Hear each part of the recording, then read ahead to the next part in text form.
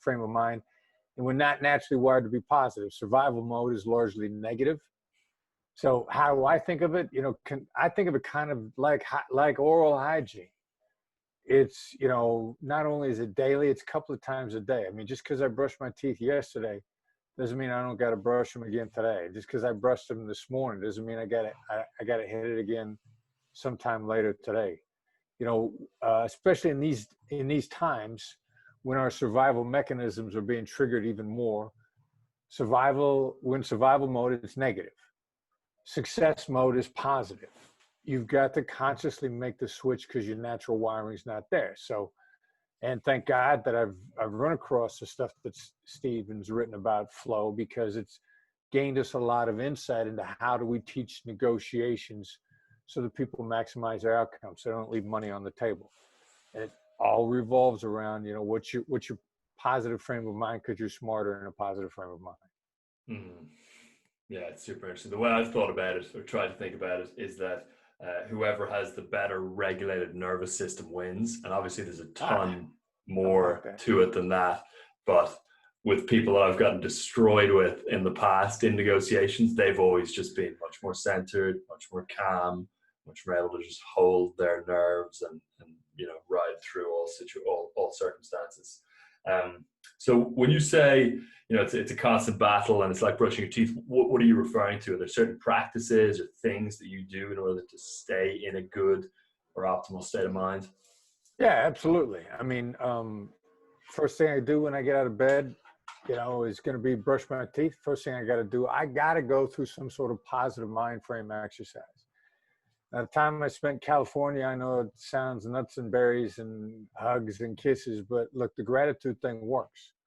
I mean, dial in on some gratitude, some specific reasons, along the learning and accelerated learning path that we teach people to do. Handwriting makes a difference on your focus.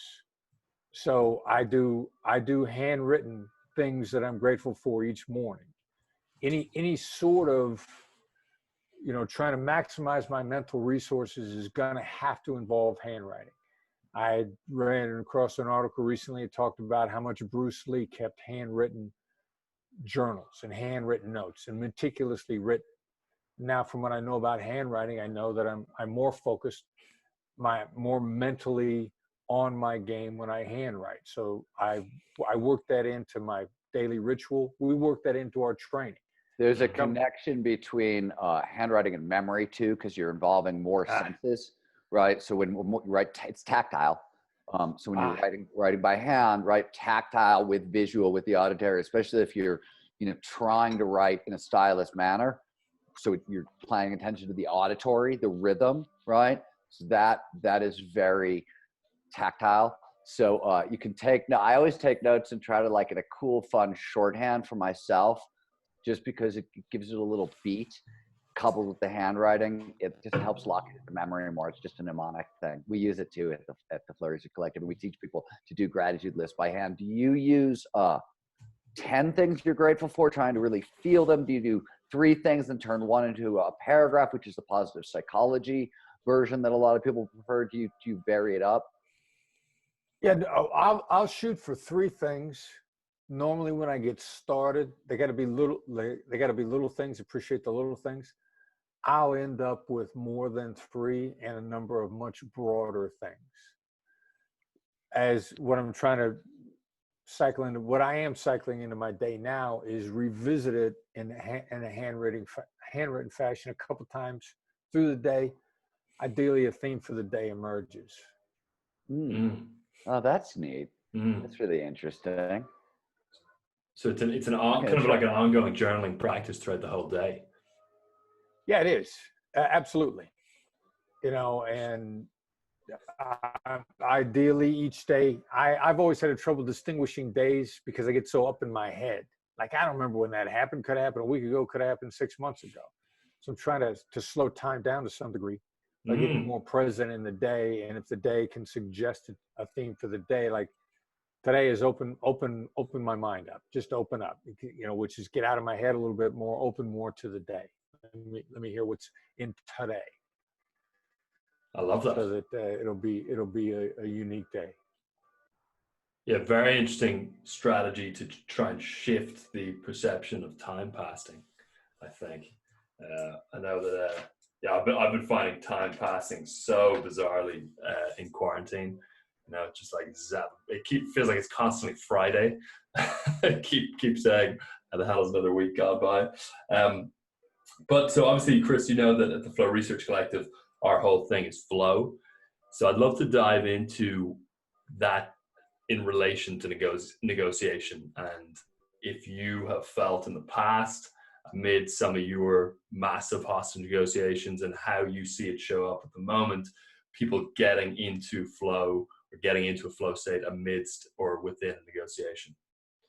Yeah, well, you know, great negotiation, great listening is really being completely in the moment, in the flow state. I mean, you get into a process that you rely on so that you can worry less about where it's going, and you just get into it and feel it in the moment. I mean, begin to slightly anticipate what the next few moments are going to be. When you're using it, the interesting add-in for us, when you're using the skills, like I can pick the next moment. Like if I know how you're going to react emotionally to something, I can get a very clear picture in my head to your emotional reaction, and I'll choose one. Most likely what I'm going to choose is, I know if you're not going to like what I'm getting ready to say. If I just say it, you're going to be angry, miffed. I'm going to trigger your negative emotions in some fashion. I could do that, or I could simply stop that moment from ever happening. And you'll never know that I did that. So it's very much a flow state in the moment when you understand how our hostage negotiation, emotional intelligence skills are going to work. And I get to choose the next couple of moments because I see them coming at me, and I make selections. Mm. Chris, how do you, and maybe the answer you already gave it, which is staying focused on the process, but there's such emotional ups and downs in a negotiation. And that is such a flow blocker for so many people, right? We, like when we train people on distraction management, and, you know, when they go from, you know, bed to desk in the morning, we often say, you know, try to go as quickly as you possibly can. And for God's sake, don't look at your cell phone, because that's, you know, an emotional landmine, and it can totally pull you out. And yet you're in a situation where there are emotional landmines. Not only you're negotiating around them, you're also often also hearing bad news. And yet you're starting to maintain not only state, but flow. How do you do that? Yeah, it's going to sound stupid, but it's just as much enough rehearsal that you come to rely upon the process. Okay. And then I didn't know that I knew this for the longest time till it finally jumped out at me. You know, the process can't be perfect. Like my old boss, Gary Nessner, used to always preach, here's our best chance of success, best chance of success. And we were successful over and over and over, and then something went bad. And then I said to myself, well, I guess if I've been saying best chance of success, that's not guarantee of success, which means something is gonna go bad. So that's just part of the process. In many ways, I think as soon as you start losing your fear of it going bad by simply to accept that it can, the simple acceptance that it can go bad. Look, it could go bad. That's a possible outcome. I saw that happen in a negotiation I was coaching in the Philippines. Guy was a superstar. His brother's life was at stake. And afterwards, I had him come in and lecture at a business negotiation course I was teaching at Georgetown at the time. And I remember he said to me, I got no idea what I talk about. You say I perform really well, but, you know, I took your coaching and I realized early on that my brother could get killed, and I just accepted that. And I said, that's exactly all I need you to say, because your acceptance that it could go bad essentially freed you up. And then you got into the moment. I mean, he was astonishing. He took the coaching. It was coachable. He came up with some stuff that we didn't coach him on. He processed it in his brain, and we saved his brother's life. Wow. So building that kind of outcome independence Very well put. How, Exactly. how do you maintain? So let me ask you a question. Hold on. I got Go to ask a geeky question because that's what I'm here for. That's what I'm here for. So, because you know about the challenge skills balance in flow, right? And that flow sits right in the middle of it. It seems like by accepting the worst possible outcome, essentially what you're doing is lowering cognitive load, which is counterintuitive. But by accepting that the terrible thing could happen or this is really going on, we all had, by the way, I think we all experienced this in the early days of COVID, right? Those early days, you had a lot of resistance and this was so crazy heavy. And then you went, oh, this really is happening. Like, oh, I'm in the middle of a crisis. I got to get into crisis mode. Okay, it's a different game. Cognitive load lightened and you got present. That's the trick your shift. That's what we're talking about in a weird way. Yes. Yeah, I think so. Yeah. Okay. Yeah, absolutely. Interesting. Yeah. That is one last geeky question. That's counterintuitive. That accepting the worst possible outcome frees up energy, focus, right? It actually, we're accepting the worst possible outcome actually has incredible high performance benefits is the point we're making. Yeah. Why is that the case? Do you have any idea? No, and as we're talking about it, I'm trying to think through the steps, because I got my sort of success library behind me, although if I could populate it with Stephen Kotler books and would crowd all the other books out of the way. So I can't quite do that. But, so one of them ass here. kissing will get you very far in this interview, Chris. Very, very charm. It's I got to tell you something too. I'm blown away that you can write fiction also. Not that many nonfiction guys can write fiction, but I came up. It's where you started.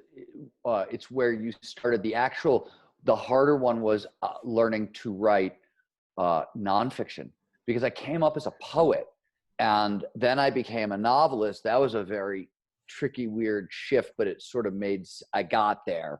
But by the shifting into actual like real things with real people and that stuff that was hard, but being a reporter wasn't hard because the same level of detail you have to notice to be a good negotiator, you have to notice to be a good fiction writer, you have to notice to be a good reporter. And by the way, I had to notice all that shit because I was a good bartender first, right? And I worked on tips. So I had to know what you were feeling and how to make you feel better very, very quickly with some alcohol involved because I needed to pay my rent. You got to pay the bills. That's a master class in emotional intelligence being a bartender. It is. Yeah, all right. So forgive me. Over my other shoulder, Eric Barker writes Barking Up the Wrong Tree, writes a blog by the same name. One of his blog pieces, he talked about samurai. And he said, how do samurai lose their fear of death? Did they ignore it? And he writes, they thought about it all the time, just that it's an outcome. And they thought about it so much and accepted it was an outcome, they lost their fear of death. Now, there's a next step in there. I'm not sure exactly what it is, but it's very much like what you talked about, where you sort of release that burden and the cognitive load, and you can get more in the moment.